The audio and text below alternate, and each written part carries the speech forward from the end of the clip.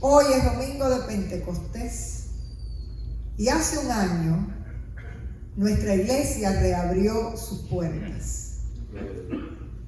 Estuvimos cerrados durante los meses más difíciles de la pandemia y hoy cumplimos un año de que la iglesia reabrió sus puertas. Y fue el Espíritu Santo que ayudó a los discípulos a vencer el temor, el que nos ha ayudado en este tiempo a vencer el temor y a poder proclamar la palabra y reunirnos para adorar su nombre. Vamos entonces, hermanos, a pasar a la predicación de la palabra en esta mañana. Estamos leyendo la lectura de la palabra en Hechos, capítulo 2, los versos del 1 al 4. Es la lectura tradicional de este domingo de Pentecostés. Cuando llegó el día de Pentecostés, estaban todos unánimes juntos, y de repente vino del cielo un estruendo, como de un viento recio que soplaba, el cual llenó toda la casa donde estaban sentados. Y se les aparecieron lenguas repartidas como de fuego, asentándose sobre cada uno de ellos. Y fueron todos llenos del Espíritu Santo y comenzaron a hablar en otras lenguas, según el Espíritu les daba que hablase. Esto es palabra de Dios. Vamos. Señor, bendecimos tu nombre en esta hora y te damos gracias por tu palabra leída. Pedimos, Señor, que sea tu Santo Espíritu quien nos ministre y quien nos enseñe. Y sobre todo, Señor, que toda la comunidad de fe pueda sentir que tu palabra es parte de nuestra vida. En el nombre de Jesús oramos. Amén. Pentecostés realmente era una fiesta, una de las fiestas judías más populares, donde se suponía que personas que vivían fuera vinieran de la diáspora a adorar al templo de Jerusalén. Y se celebraba 50 días después de la fiesta de la Pascua.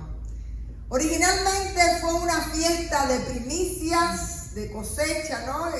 Pero sobre todo, con el devenir del tiempo, pasó a ser también una fiesta donde se conmemoraba la dádiva de Dios de la ley para el pueblo de Israel, allí en el monte Sinaí. Así que no solo se celebraban las primicias, sino que también se celebraba el pacto.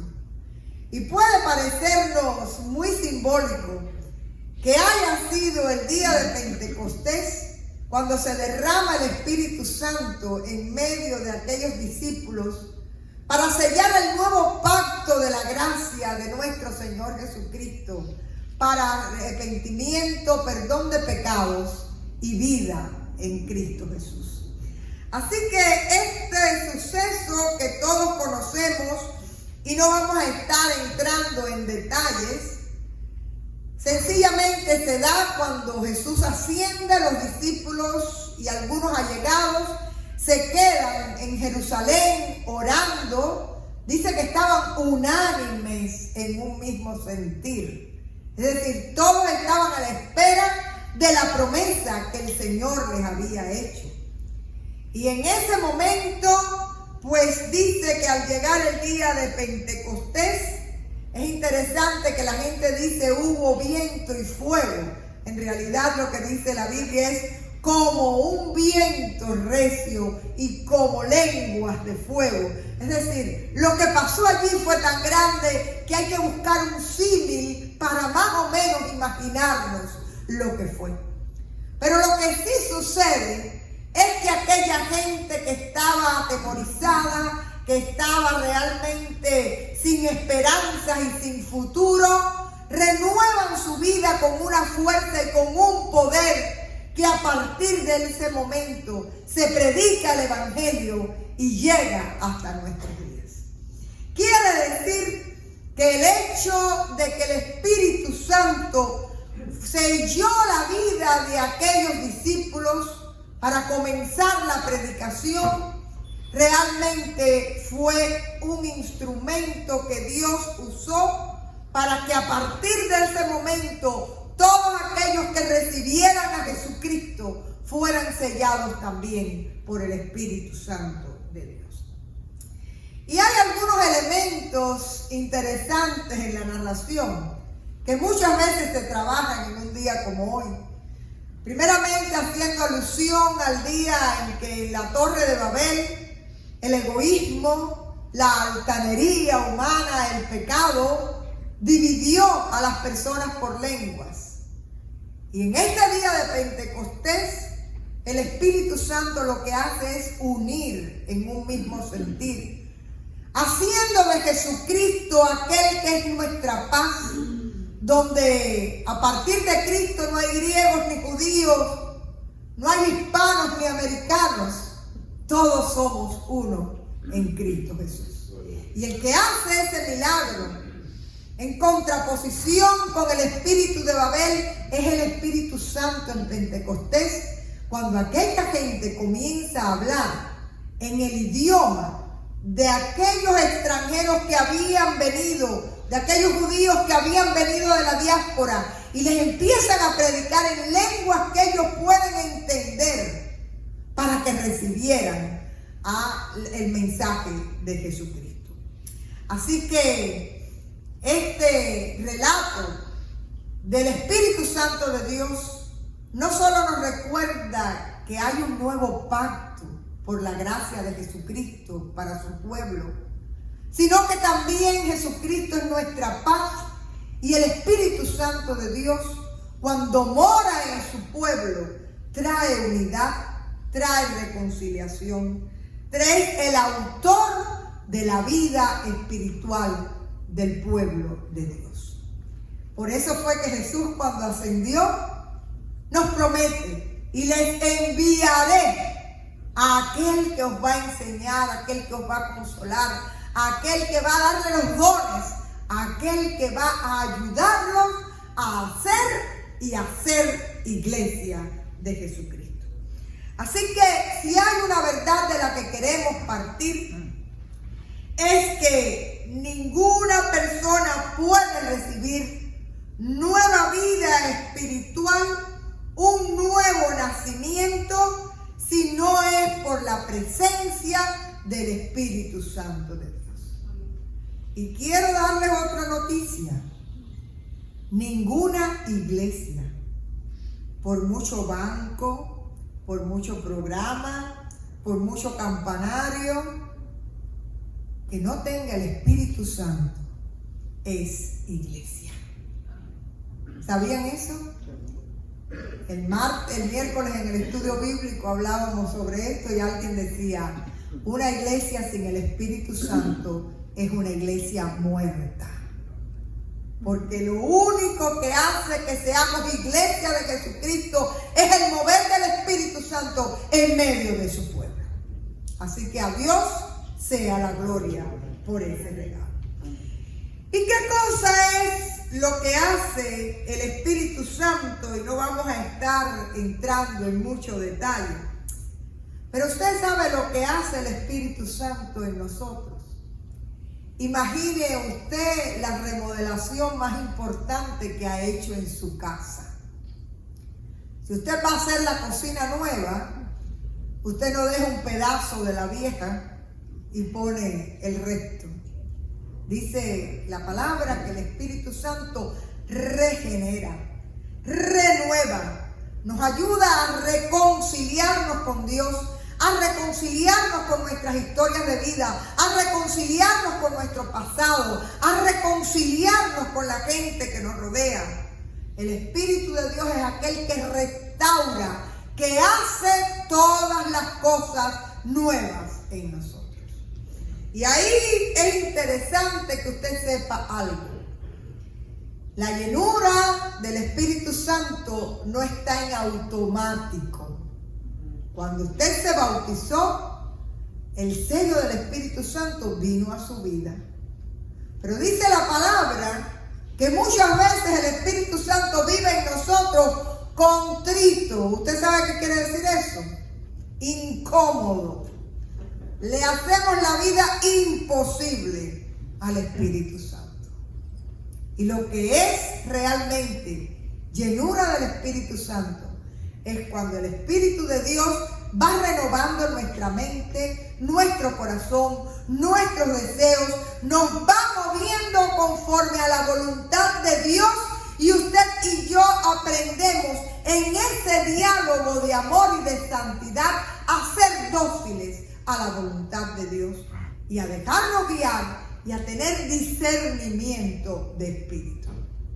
Así que decir, como hemos dicho en esta mañana, ven Espíritu Santo, llena la tierra, llena mi vida, llena nuestras historias, llena, Señor, mi familia, llena, Señor, mi boca.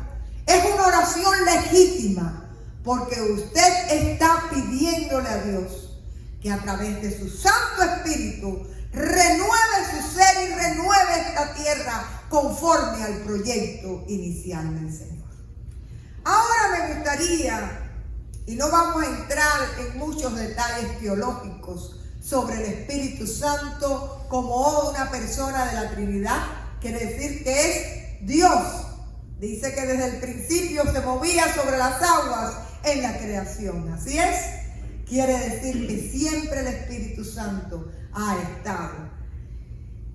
Pero quiero que lo conozcamos un poco mejor en esta mañana en el lenguaje que pudiéramos entender. Y lo primero que me interesa que sepamos es que el Espíritu Santo es bondadoso, es benevolente. Porque yo les pregunto que si el Señor, con su Espíritu siendo santo, si no fuera bueno, ¿cómo es que puede querer vivir en nuestra corrupción, en nuestra humanidad, en nuestra pequeñez? El Espíritu Santo, cuando llega a tu vida, se encuentra con lo peor de ti y de mí. Y no dice, esto es demasiado, déjalo por incorregible. No te dice así. No importa lo sucio, lo caído, lo amargado. No importa lo que encuentre en ti y en mí. Él viene ahí a habitar para dar vida, para quitar lo que estorba, para poner lo que falta. Y a Dios sea la gloria. Porque si se pone a escoger, qué pena. Yo creo que me quedo fuera. Es un espíritu tan bueno y tan generoso, dice el salmista, el espíritu generoso me sustente, ¿verdad? Tan bueno, tan dulce, que ni nuestros pecados, ni nuestros caprichos, ni los impedimentos que podamos ponerle lo detienen. ¿Y saben qué? Cuando el Señor dice, tú eres mío, la gracia de Dios irresistible a través de la presencia del Espíritu Santo gana la batalla para la gloria de Dios. Y miren, yo en eso estoy tan tranquila. Hay personas que desde la tierra se ponen a juzgar quién va a ir y quién no, y quién se va a salvar y quién no. Ustedes no conocen los auxiliares de Dios que tenemos en la tierra. Miren, yo no tengo ninguna duda. Cuando el Señor te ha llamado para salvación, el Espíritu Santo hace la obra en esa persona.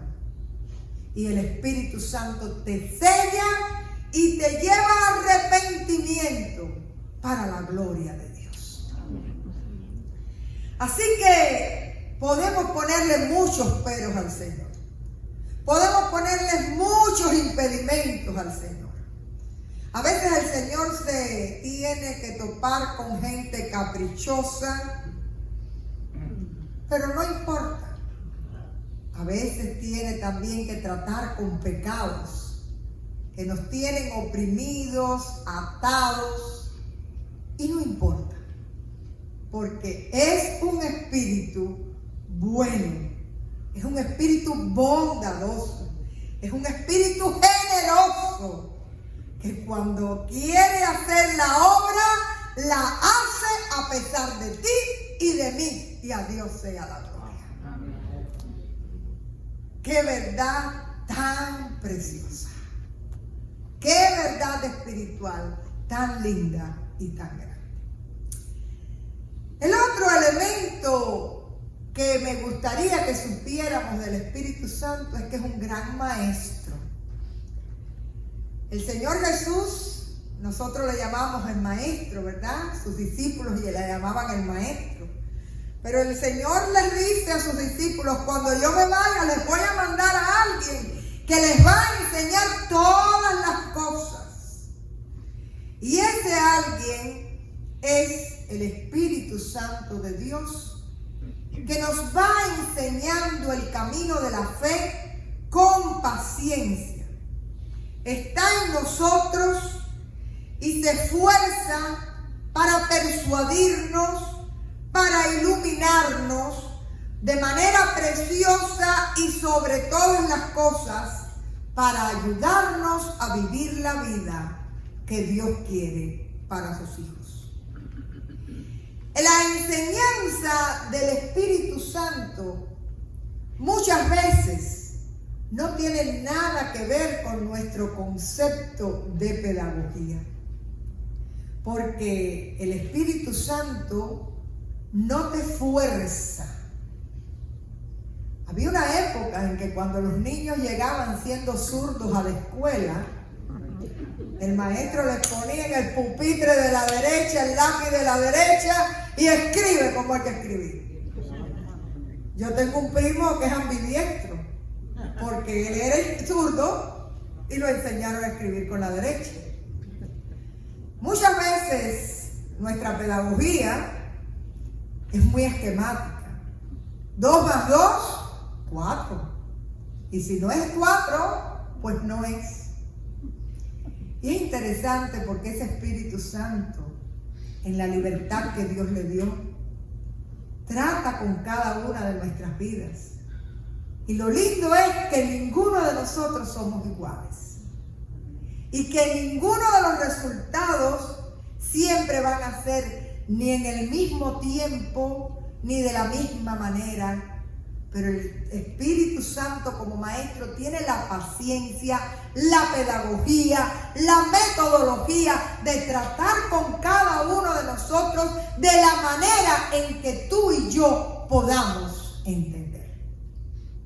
Y si hay una oración que usted tiene que aprender a hacer una y otra vez es: Espíritu Santo, muéstrame. Espíritu Santo, dame discernimiento. Espíritu Santo, enséñame. Hay gente que lee la Biblia sin pedirle al Espíritu Santo que le enseñe. ¿Y usted sabe quién ayudó a que la Biblia se escribiera? El Espíritu Santo de Dios. Quiere decir que cuando tú lees en el poder del Espíritu, te estás poniendo los lentes de aquel que inspiró a esos escritores para escribir la palabra en el nombre de Dios. Por último, este Espíritu, que además de ser maestro, es consolador, es amigo, es compañero, es intercesor, es tan caprichoso que no nos abandona, aunque seamos lerdos, tardos, aunque suspendamos la asignatura una y otra y otra y otra vez. Porque usted recuerda, yo no sé si ya eso sucede, pero nosotros suspendíamos la asignatura y tenías que ir extraordinario. Y después de extraordinario, si no la aprobabas, la llevabas a arrastre. Y aquello era interminable y si no, repite. Y el Espíritu Santo nunca te da baja de su escuela. Gloria a Dios. Nunca te da baja de su escuela. No le importa Y no le importa el barro de nuestros cuerpos, ni las miserias, ni las vergüenzas, ni nuestros pobres templos donde Él habita, que es en este cuerpo humano. Ahí está, siendo bueno, siendo fiel, enseñándonos con paciencia y por sobre todas las cosas, no te abandona, porque cuando tú eres de Dios, nada ni nadie te separa de Él.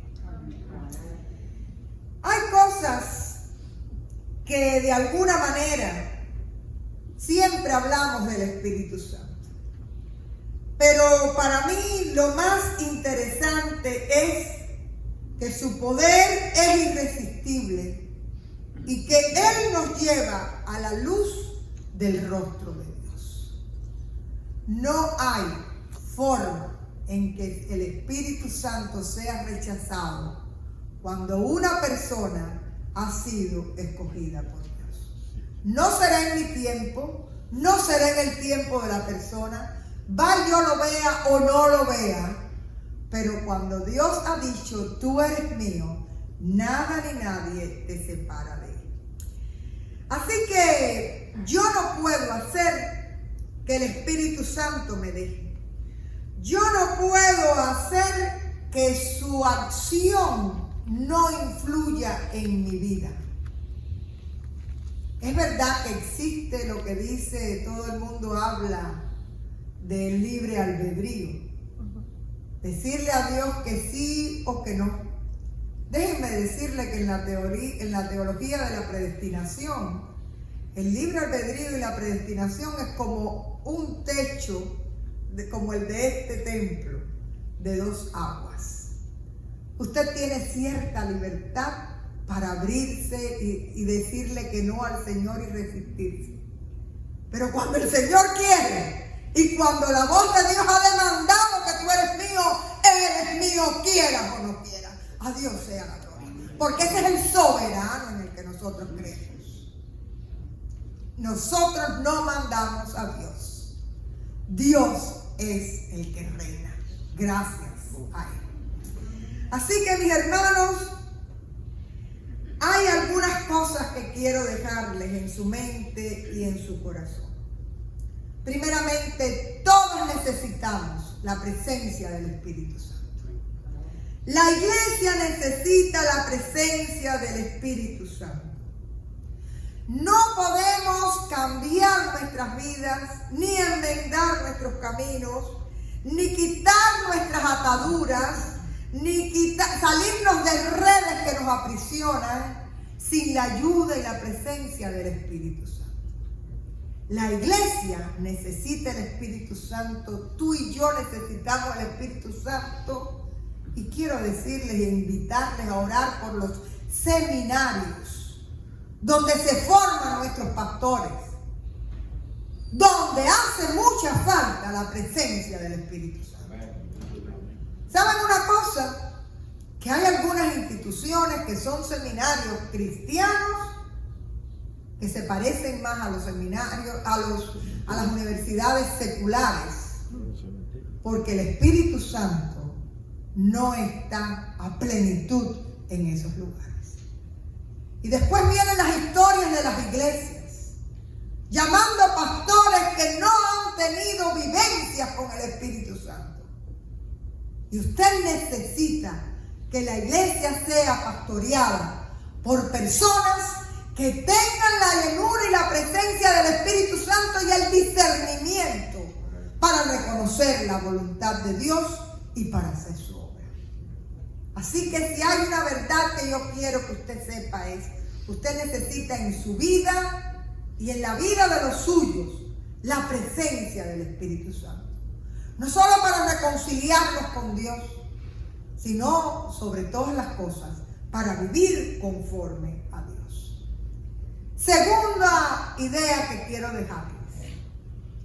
Hay gente que dice, no, se le ora al Padre, no, se le ora al Hijo. Cuando terminamos la oración hay que decir en el nombre de Jesús. No, hay gente que pone en duda que se pueda orar al Espíritu Santo. Hermanos, la Trinidad es Dios. Y usted tiene una oración muy válida. Ven, Espíritu Santo. Ven a esta oficina que hace falta. Ven, Espíritu Santo, a esta escuela, porque hace falta que tu cobertura de santidad. Yo estoy orando y usted me puede ayudar a orar para que la santidad del Espíritu Santo inunde no solo estos locales de la escuela y la iglesia, sino el vecindario. Los vecinos necesitan conocer la presencia del Espíritu Santo. Y cuando nosotros oramos de esa manera, es interesante porque Dios te va a ir mostrando, te va a ir quitando escamas de tus ojos y te vas a dar cuenta cuánto a veces necesitamos ser enseñados. Porque muchas veces estamos orándole a Dios para que haga Él algo o que otros cambien y lo único que Dios quiere es que seas tú quien deje el primer paso. Y lo último que me gustaría decirles, lo necesitamos, lo podemos invitar, pero cuando ya venga a nuestra vida, no lo tenga sentado en la esquina del taburete de la cocina. Déjelo reinar, déjelo guiar, déjelo enseñar.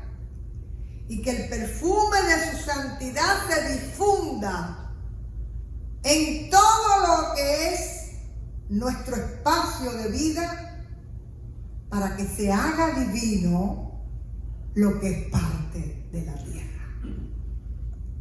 Ven, Espíritu Santo, y llena toda la creación, pero comienza a moverte en mí, en mi iglesia, en mi familia, en los espacios que a través de mí tú quieres restaurar y renovar con tu dulce presencia.